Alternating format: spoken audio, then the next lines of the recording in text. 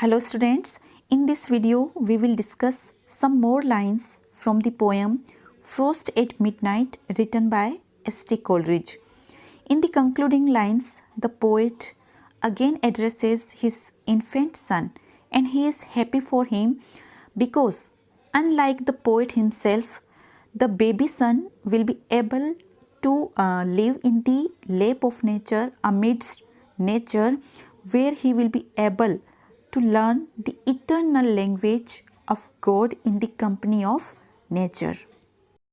Dear babe that sleepest cradled by my side, whose gentle breathings heard in this deep calm fill up the interspersed vacancies and momentary pauses of the thought. Now the poet turns his attention back to his infant son, his baby son, and says, Dear babe, that is sleeping in his cradle by his side, whose gentle breathings can be heard, whose gentle breathings are heard, are audible in this deep calm, in this totally calm atmosphere of the night, fill up. And that gentle breathings fill up the interpursed vacancies and momentary pauses of the thought. They fill up the gaps and breaks in his thought process. When there comes moments of silence and emptiness in his thought process. My babe, so beautiful. Now he addresses his infant baby and says, It thrills my heart with tender gladness. It fills my heart with gentle happiness thus to look at thee. When I look at you sleeping like this and think, and when I think that thou shalt learn far other lore and in far other sins, that you will be able to learn far other lore. Lore means stories or tales. You will be able to learn far other things, and you will grow up in far other since you will grow up in other places.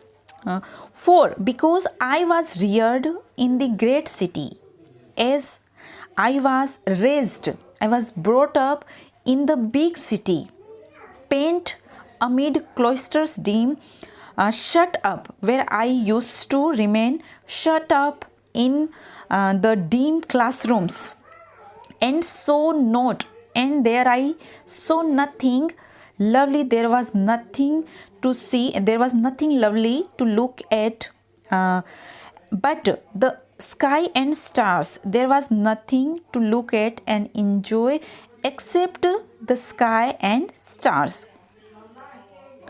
But thou, my babe, shall wander like a breeze by lakes and sandy shores. But it will not be the case with you, because you will grow up in far other places. You will grow up in a countryside where you will be free like a breeze, where you will wander like a breeze by lakesides and sandy shores, beneath the crags, beneath the steep and ancient mountains, and beneath the clouds, which image in their bulk, the clouds which image, which reflect or show images in their mass, both lakes and shores, which reflect, which make images, take shapes of lakes and shores and mountain crags. So the idea here is that the clouds puts on several shapes. They take several shapes.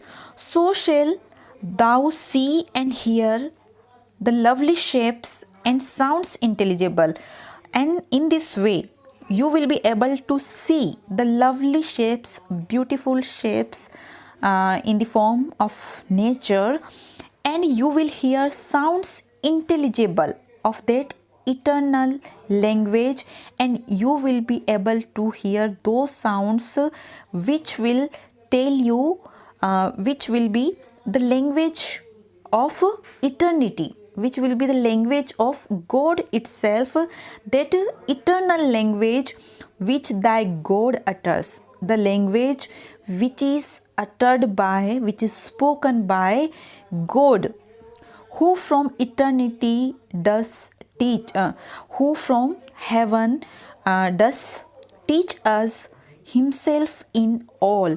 God teaches that he is, his reflection is every object of nature. His image in every object of nature. God is prevalent everywhere and all things in himself, and vice versa.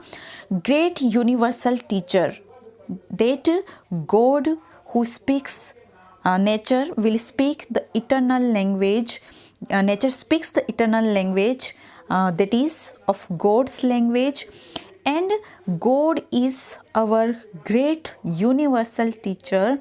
He shall mold thy spirit, and in the lap of nature, where you will listen to the you will listen to that eternal language spoken by God itself, and there you shall mold, you shall be, your spirit shall be molded by, your spirit shall be modified, it will be given shape, none other than but God itself, by giving make it ask.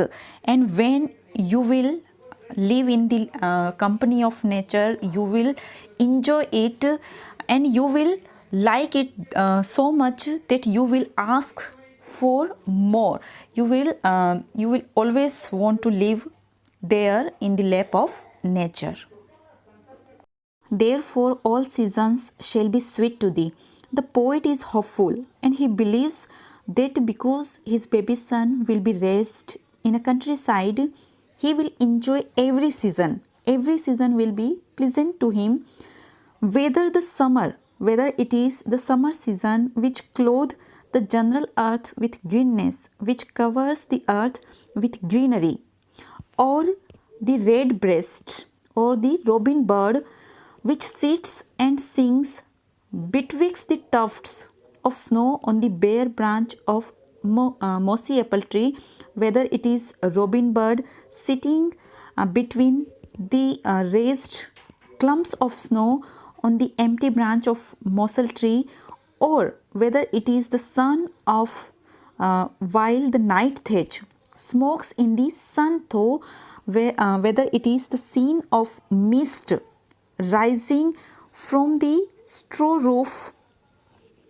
which the sun melts, whether the eave drops fall, whether when the raindrops fall from the roof, which can be heard only in the trances of the blast, which can be heard in the when the blast or storms takes a break, only when the eave drops, when the raindrops falling can be heard from the eaves or roofs. Or if the secret ministry, or if the secret ministry of frost shall hang them up in silent icicles, or the secret ministry of frost, when the frost will perform its secret task, and it will hang them up, it will hang that raindrops in, it will convert them in silent icicles, in the form of icicles, which will quietly shine to the quiet moon, which will shine in the silent moonlight.